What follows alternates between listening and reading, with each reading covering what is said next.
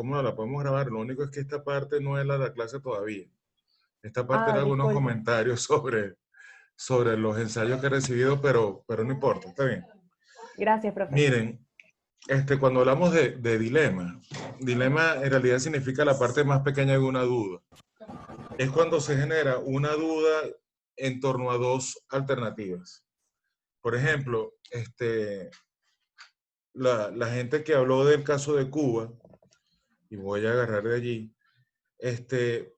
habló sobre las dificultades de hacer periodismo en Cuba, pero de pronto no hizo tanto hincapié en la relación dilemática hacia el periodista, el camino que le queda, o si ser, tener seguridad y ser propagandista del Estado, o si ser crítico independiente y estar en la mira y objeto de persecuciones por parte del gobierno del régimen cubano. La idea, se las explico de nuevo, o de repente se las explico por si no me di a entender lo suficiente, que es bastante probable porque la plataforma no permite tanta comunicación. Es que nos planteemos como si tuviéramos un caso y frente a ese caso hubo unos periodistas que tomaron una decisión. Y esa decisión genera un dilema. Es decir, o de repente escojo, por ejemplo, callarme la información, en el caso, por ejemplo, de lo que hizo el Washington Post cuando se enteró de que Washington y la Casa Blanca tenían conocimiento de que se iba a perder la guerra de Vietnam, y ellos asumiendo el costo de la presión que les había ejercido Washington, deciden publicar y pagar el costo. O me la reservo y no pago ningún costo y sigo con mi periódico de manera estable. Cuando hay una relación de ese tipo de cosas, uno decide sobre la base de valores. La seguridad empresarial, por ejemplo, puede ser un valor. El compromiso con la verdad y el público puede ser otro valor. La libertad de expresión puede ser un valor. Y muchas veces los periodistas venezolanos, los periodistas en el ámbito universal, tienen que decidir entre dos aguas. Tienen que, por ejemplo, los muchachos de ustedes que van a ser periodistas, cuando vayan a meter currículos en el ámbito periodístico, van a estar pensando, oye, ¿será que lo meto? O sea, necesito trabajo, pero ¿será que lo meto en Globovisión? Que Globovisión ya fue vendida a unos supuestos testaferros del régimen, y además el señor Raúl Gorrín, uno de los propietarios principales, fue sancionado por el Departamento de Estado norteamericano. ¿Realmente quiero recibir fondos de una organización así? ¿Qué hago? ¿Me quedo desempleada o nada más me voy, por ejemplo, a los medios independientes de mi predilección? Por ejemplo, me voy para Runrunes, o me voy para Efecto Cocuyo, o me voy para Armando.info, o me voy para una de estas plataformas que yo considere han apostado a la credibilidad, a riesgo de que de pronto por algún artículo me condenen y me persiga el régimen. Son decisiones que conducen a premios y castigos. El premio puede ser, por ejemplo, ganar credibilidad y tener renombre a pesar de las sanciones políticas que pueda ejercer algún gobierno sobre usted. Si la evidencia lo destaca así, el premio puede ser lo contrario, lamentablemente tener o preferir ceñirse al derecho al trabajo, al derecho a la vida, y de pronto justificar, bueno, yo trabajo en BTV, pero me pagan y bueno, este fue el camino que decidí. Entonces, en esa perspectiva estaba la idea del ensayo. Yo quisiera pedirles, honestamente, no los he evaluado aún, pero me gustaría que de pronto los muchachos que me están oyendo y que ya entregaron puedan revisarlo. No hay ningún problema si me mandan un correo adicional y me dicen, profesor, tome esta versión. No hay ningún problema. Igualito van a tener hasta el 5 de junio para hacerlo. Pero quisiera que la visión dilemática fuera lo importante, no tanto informar, que es importante también, es una de las premisas del contexto y de qué va el caso como tal. También es importante su reflexión deontológica, es decir, cuáles principios susumieron o aplastaron a otros, o cuáles más bien, en el caso de la gente que escogió premiar algunos casos más bien de gente que pudo haber apostado por la libertad de expresión, el apego a la verdad, aquello que está en los libritos de códigos de ética en más de un país y que ya compartí con ustedes. Aquellos a los que se apegaron a la transparencia, al derecho a la audiencia, a ser informado y a la credibilidad. Entonces, bueno, reflexiones preliminares para la clase del día de hoy. Ya tenemos 28 participantes, estamos grabando con su permiso y con su solicitud. Recuerden que vamos a tener 3 fases de la sección. En algún momento el sistema nos va a decir, oye, se te está acabando el tiempo. Posiblemente se corte la comunicación, pero seguramente les pido reanudemos apenas podamos por el mismo link, ¿ok? ¿Alguna duda, algún comentario con respecto a los ensayos, aparte de lo que dijo Marivic?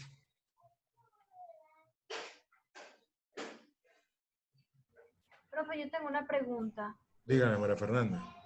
Yo elegí el caso de Nihouse, del secuestro de Nihouse, y yo lo que siento que es dilemático de ese caso es que, si bien se puede conseguir información, la manera la manera con la que yo conseguí más información fue preguntándole a la gente, ¿no? Y lo que la gente recuerda es que los medios, siempre hubo muy pocos medios que tenían una postura como de centro, ¿no? Todos eran como hablando del caso de Nihouse, pero a favor de él, y muy pocos, por ejemplo, solamente los medios de izquierda hicieron cobertura a lo que pasó con Jorge Rodríguez en la cárcel, o hicieron denuncia. Entonces yo no sé si de repente por ahí van los tiros en ese caso. Siento que es un poco complicado, pero me llamó la atención por el tema del secuestro largo y la violación de los derechos humanos y todo esto. Pero no sé qué me recomienda usted, qué le parece eso, por favor. Mira, yo pienso que depende de lo que tú te plantees como contexto. El caso de Nijaos tiene varias partes, tiene varios capítulos. Por ejemplo, hay un capítulo de un cierre de RCTV asociado a la presentación de una supuesta postura de los secuestradores y que generó polémica porque le dieron voz a uno de los supuestos planificadores del secuestro. Y tienes el caso de, digamos, el manejo de la versión oficial al final del caso por encima de cualquier otra perspectiva, según la cual los plagiarios fueron abatidos y aparentemente realmente fueron ajusticiados. Y tienes, por ejemplo, el silencio que hubo en el transcurso de las investigaciones, por ejemplo, en torno al ajusticiamiento o tortura que sufrió Jorge Rodríguez Padre, pero eso va a depender del hecho específico que tú quieras aludir. No necesariamente tiene que ser el del inicio, no necesariamente tiene que ser el del transcurso. Tienes que explicar bien tu contexto y asumir una postura en relación con el código de ética. Yo no te puedo ahorita decir qué postura debes asumir, María Fernanda. Yo sí te puedo asumir, yo sí te puedo decir lo siguiente. Se supone que si un medio, por ejemplo, es plural o se supone que es de todos los venezolanos, debería ser, por ejemplo, si es un medio del Estado, por ejemplo, venezolana de televisión, no de ahora, no de antes, siempre ha sido cuestionada por más bien ser el vocero de la política del Estado. O sea, es decir, no es un servicio público, sino un servicio gubernamental de comunicación. De repente podrías plantearte por qué no apeló a investigar las violaciones de derechos humanos de manera universal, por qué de repente habría habido algún silencio en ese caso en algunos medios privados también, y apelar a que posiblemente si estos medios tienen como misión informar de manera oportuna y veraz, ¿por qué entonces de pronto se me ocurre a mí, diría yo dilemáticamente, por qué excluyen algunas voces con respecto a otras, sin informar de lleno, como por ejemplo lo comentamos con el diario El País, que el diario El País en su política editorial pública dice, yo soy un medio de política liberal, demócrata, que no está de acuerdo con grupos terroristas. Es decir, lo que habría en dado caso es que plantearse por qué siempre, por ejemplo, bajo la premisa de que informo todo y que doy con objetividad los hechos, ¿por qué entonces excluyo unas voces en relación con otras? Ok, Eso gracias. podría ser un dilema. Y el periodista que está en ese sentido, cubriendo la información, podría plantearse, ¿debo aceptar que esta versión de los hechos que publico tenga solo un ángulo derecho? ¿Por qué no tuvo toda la periferia? Ok, Ok, ¿alguna gracias, otra profe. pregunta? De nada. ¿Alguna otra pregunta, compañeros, sobre esto? Bien, hoy quisiera que abordemos un poquito. Ah, ¿alguien está pendiente de una pregunta? Profe, mire, yo quería conversar sobre mi caso. Yo escogí el secuestro de Terrazas de la Vila de 1996, ¿no? Y para mí el caso dilemático está en la prensa. O sea, ellos querían informar de forma veraz y, digamos, al momento. O sea, toda la información. Por eso hicieron esa transmisión en vivo constante. Pero yo siento que lo que hicieron fue no pensar, o sea, lo que hicieron mal, en lo que fallaron, fue no pensar en las consecuencias de esa transmisión en vivo y perjudicaron fue las acciones que iban a tomar los cuerpos de seguridad. O sea, estaría bien decirlo de esa forma. Este, Marivic, ese caso de Terraza del Ávila es bien polémico. Te recomiendo buscar por YouTube, por internet, incluso videos, eh, para que lo asimiles de la manera más completa. Qué es lo que sucedía en aquel momento? Bueno, en aquel momento el medio de televisión en realidad estaba muy sesgado por el sensacionalismo. Teníamos, por ejemplo, programas como Sábado Sensacional, que ponían a verdaderos fenómenos al aire, gente que de repente hacía malabares sin algunos miembros o personas discapacitadas haciendo actos de equilibrismo. Había un boom en torno a la cobertura de sucesos y el protagonismo que cobra Lea Santo Domingo se da desde antes porque ella conocía a uno de los personajes del secuestro, uno de los autores del secuestro, que la llama a ella para que sea ella la que haga la cobertura y para que por favor mediara con las autoridades. Es probable que en esa exacerbación del papel de la mediación, y es cuando yo te invito a revisar, es probable, no te lo diré yo, verifica, que ella haya extralimitado su poder. Una cosa es mediar en lo que yo hago posible. Por ejemplo, si lo vemos en el contexto de hoy, el periodista debe mediar entre la ciencia y el público sobre las medidas preventivas del coronavirus. En ningún momento asumir que él es el experto y dar recomendaciones propias hacia el público. Por más que haya leído, siempre va a haber un experto epidemiólogo que debería asumir el protagonismo en la protección de la salud.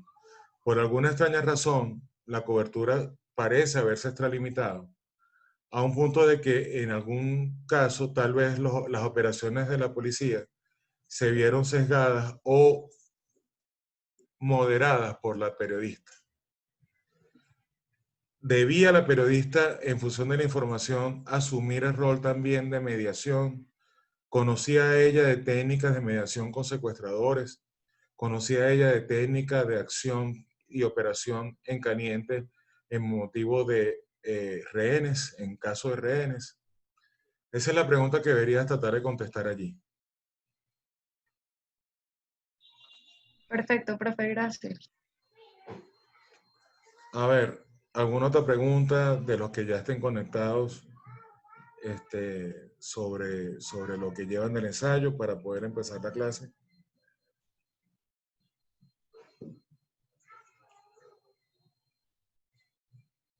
Ok. Bueno, quería comenzar lo siguiente. No sé si alguno de ustedes tuvo oportunidad de revisar la declaración de Salta, la declaración de Chapultepec. ¿Alguno tuvo la ocasión de leerla, de revisarla un poco?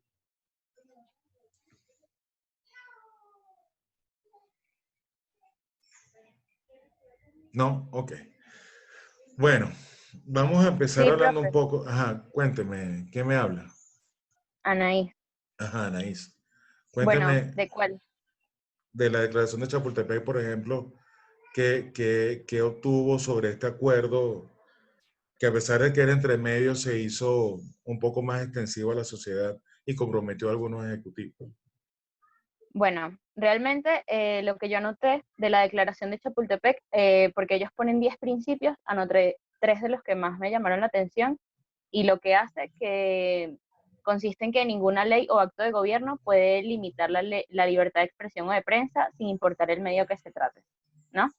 Ujú. Y los tres principios que más me llamaron la atención fue que el asesinato, el terrorismo, la destrucción de los medios de comunicación, la violencia y cualquier tipo de impunidad, o sea, que no se puede coartar la libertad de expresión de los medios y que todo acto que se haga en contra de esto debe ser sancionado con severidad e investigado con prontitud.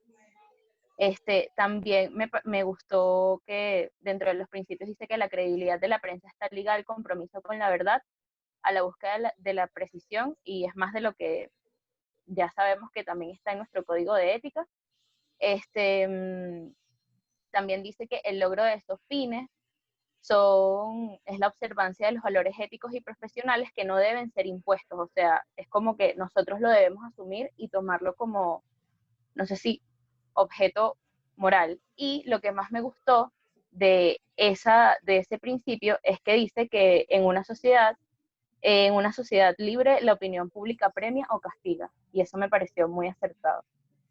O Ok, sea, creo que más allá de que haya un código de ética que te va a decir si haces esto mal, puedes ir a estos tribunales porque no está bien, también hay un conjunto de personas y una opinión pública que o te va a aplaudir por decirles lo que está pasando o te va a hundir y vas a desaparecer para siempre. Y ya de eso ni siquiera se encargan tal vez representantes legales, sino que es decisión de la gente ya, porque uno pierde la credibilidad. Y el otro principio que me llamó la atención es que los medios de comunicación y los periodistas no deben ser objetos de discriminaciones o favores en razón de lo que escriban o digan. Que bueno, eso creo que es más que todo lo que sucede. Por ejemplo, yo también yo soy pareja de Mafer, yo lo elegí el tema del secuestro, y yo creo que en ese caso, el secuestro de 1976, que duró 3 años, y yo creo que en ese caso pasa eso, o sea, los periodistas también tal vez actuaban a razón o ante cierto interés, no sé si había mucho miedo impuesto y mucho tema de tienes que decir esto y yo te doy tanto por esto, y bueno, no se cumplía. Eso es lo que pude lograr interpretar. correcto. ¿Alguien leyó más o menos, o por lo menos me gustaría apuntar algo sobre el contexto de la declaración de Chapultepec? Es una declaración hecha sobre la base de acuerdos de caballeros sobre algunos principios. No se le dio carácter obligante a los estados para hacerla, pero se permitió que esta declaración, que fue iniciativa, entre otra gente, de la Sociedad Interamericana de Prensa, la CIP, se permitió que algunos gobiernos la firmaran, comprometiéndose a los principios que ésta indicaba. Y es interesante, no obstante, que hay algunas cosas que tal vez hayan podido quedar un poquito más por fuera que otras. Yo les recuerdo, por ejemplo, una de las discusiones de los años 60, 70, sobre la declaración de Diego. ¿Te va a bloquear el micrófono? ¿Vas a intervenir o se te fue? Ok. Bueno, una de las principales perspectivas era que los medios privados también ejercían presión sobre el periodista. En algunos casos los medios llegan a ciertos acuerdos con los estados, por ejemplo, las denuncias que ustedes veían sobre algunos medios que se reunieron con Chávez, en algún momento, eso siempre pasó así y siempre pasa así. Hay siempre un acuerdo en todos los países tácito que permite cierta gobernabilidad y fluidez en torno a las líneas comunicacionales de los gobiernos con las líneas comunicacionales de los medios de comunicación privados más fuertes. Esas demonizadas reuniones entre Marcel Granier y Hugo Chávez, o Marcel Granier y la gente de Pedro Carmona Estanga los días 11 y 12 de abril, siempre han sido así. Siempre ha habido reuniones y es normal que estas reuniones se den porque permiten cierto hilo y cierta relación pública entre los gobiernos y los medios de comunicación. Sobre todo tomando en cuenta que todo Estado debe manejar ciertos nexos de convivencia lógica, plural y democrática. La gran duda surge cuando de pronto, debido a esos pactos, entonces se empieza a presionar a los periodistas de las plantas y de las empresas también. Tal vez la mirada de la declaración de Chapultepec, que es muy completa, que por ejemplo condena la impunidad contra los ataques, hacia los medios y hacia los periodistas. Tal vez le faltó un poquito la mirada de 360 grados como lo tienen, por ejemplo, organizaciones de Reporteros Sin Fronteras, que ellos ven aquellos ejes de los que hemos hablado que generan presión sobre periodistas, es decir, por ejemplo, la presión del poder político, la presión del poder económico, la presión de la propia audiencia, la presión del gremio.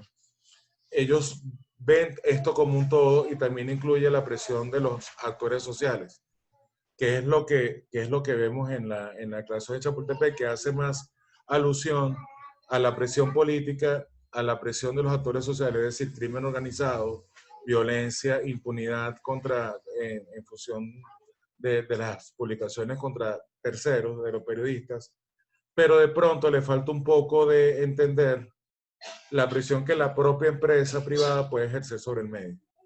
No obstante, es válida, es un buen compendio de principios. Creo que en particular hace mucho énfasis en contra de la violencia e impunidad.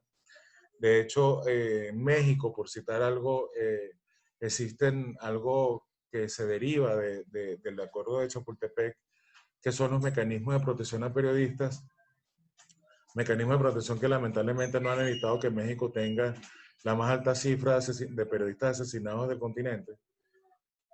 Solamente el año pasado tuvo, creo, si mal no recuerdo, 11. Esto hace que quede como que en letra muerta estos acuerdos, pero por lo menos haya voluntad y espíritu de atacar el problema de la violencia y la impunidad en términos de esos acuerdos. La declaración de Chapultepec es apenas uno de los referentes de lo que ha habido de avance en la conciencia sobre la importancia de la libertad de expresión y su relación con la democracia. Me gustaría que alguien, en función de los principios que leyeron, me comente qué permite o qué permitiría en cuanto a la democracia el cumplimiento de estos principios de la declaración de Chapultepec.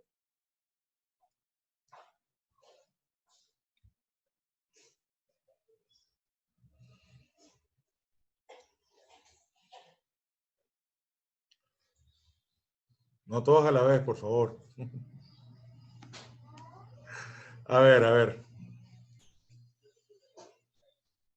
A ver, por ejemplo, ¿qué relación tendría el acceso a la información pública con la democracia? Que todos los ciudadanos están, o sea, tienen el derecho y el deber de participar dentro de la sociedad, pues. Porque si no hay acceso a la información, la gente va a estar desinformada, valga la redundancia, y sobre todo la gente no va a poder ejercer sus derechos porque no sabe qué está pasando detrás. Y tampoco va a poder juzgar o opinar sobre sobre lo que hacen sus dirigentes, pues porque no va a haber algo que, digamos, que sustente todo lo que se han gastado, todo lo que han supuestamente invertido, y así, pues es como un respaldo de lo que ellos hacen, y si la gente no se entera de eso, y los periodistas tampoco tienen acceso a eso, ellos van a seguir haciendo lo que les da gana, y de ahí nace que haya actos de corrupción y todas esas cosas que de alguna manera son antiéticas dentro de lo que ellos ejercen. Ok, Eso es lo que pienso yo. muy bien. Fíjense, por ejemplo, si nos vamos a lo que decía David Hume en el famoso Tratado de la Naturaleza Humana, él hablaba, por ejemplo, de qué es el conocimiento. El conocimiento, a fin de cuentas, de la persona viene dado por lo que absorbe como cierto, por las aserciones que hace en torno a lo que es la realidad. Si impido el acceso de las personas que median para compartir información con la sociedad en torno a determinada gestión política, no podría haber un sistema democrático creíble porque no hay capacidad de que las personas se generen un conocimiento sobre ese sistema basado en cosas reales. Por lo tanto, si no puede escoger libremente, si no ejerce el voto libremente, no puede haber democracia. Existe un control indirecto de la voluntad política.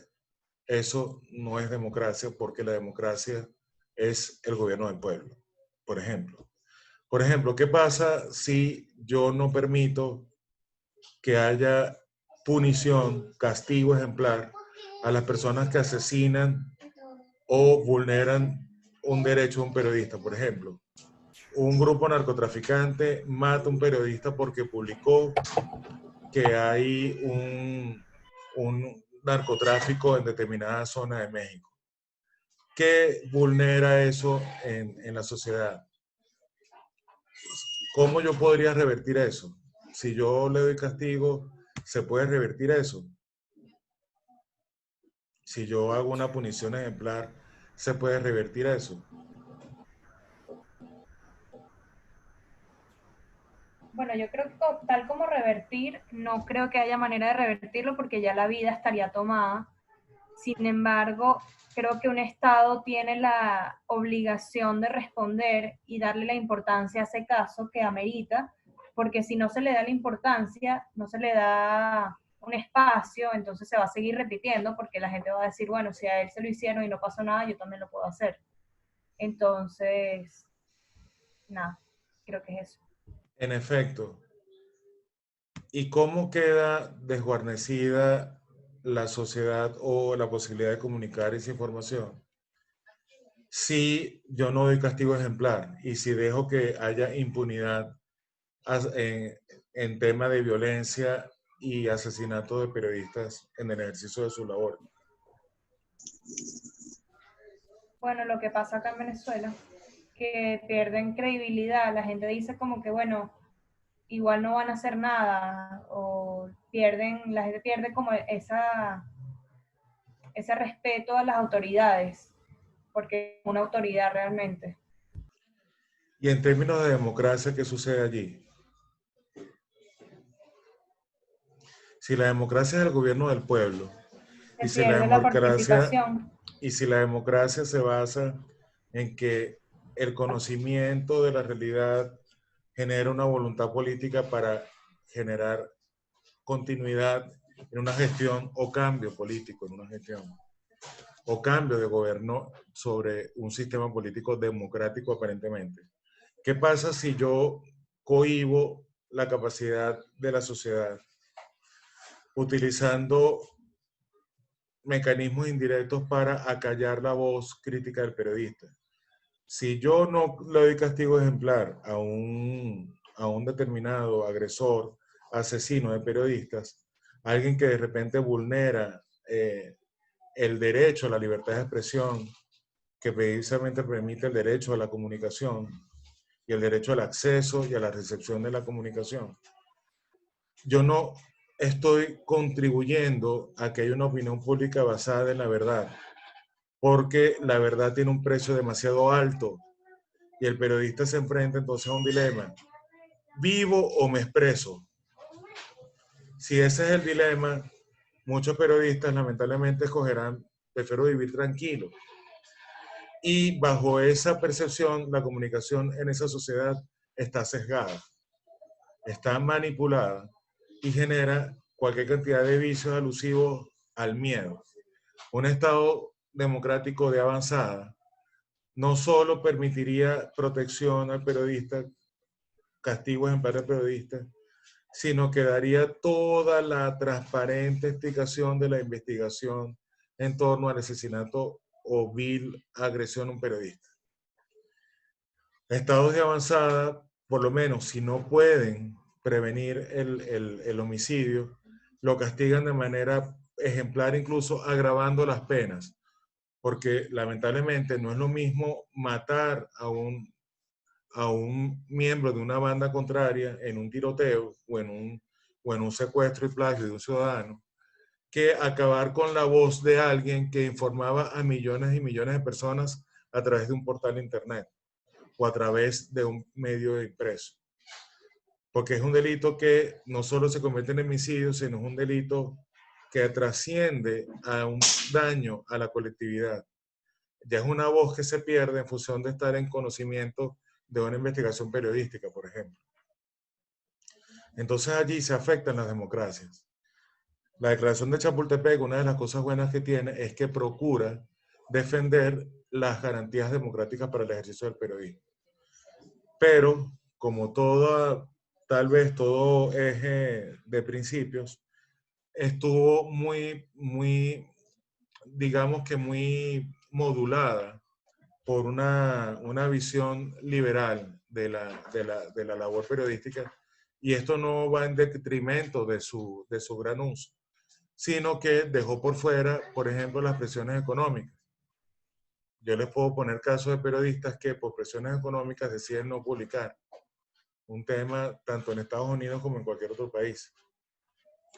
Gente que, por ejemplo, tiene una denuncia sobre malos tratos de recursos humanos de una empresa como Disney, y de pronto, si trabaja por un medio de la Florida, le ponen 1000 peros para publicar. Y esto es debido a la gran presión económica que ejerce como anunciante en los medios de la Florida en Estados Unidos, por ejemplo. Ese tipo de presiones no se ven tan contempladas en esa declaración, más en una declaración válida. La declaración de Salta me llama la atención, es por su aporte en torno al derecho al olvido. ¿Alguien pudo revisar lo que era el derecho al olvido? Lo hemos conversado en otros momentos, pero quisiera saber si alguien lo ha retenido.